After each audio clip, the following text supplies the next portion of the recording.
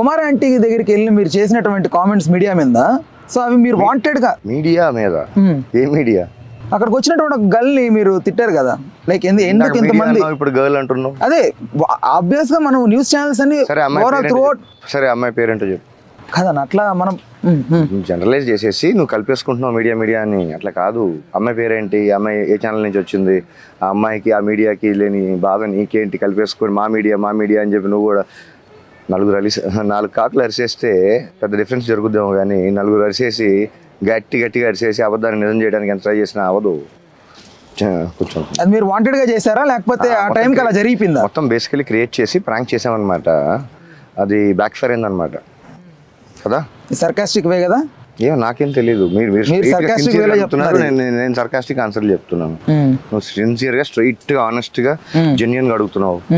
నేను సర్కాస్టిక్ గా ఆన్సర్ చెప్తున్నాను. అంత ఒకవేళ ఇది మీరు ప్రాంక్ అంటున్నారు కదా, సో అంత చీప్ స్ట్రాటజీ ప్లే చేయడం అవసరమా మీరు ఫేమ్ అవ్వడం కోసం? Very interesting.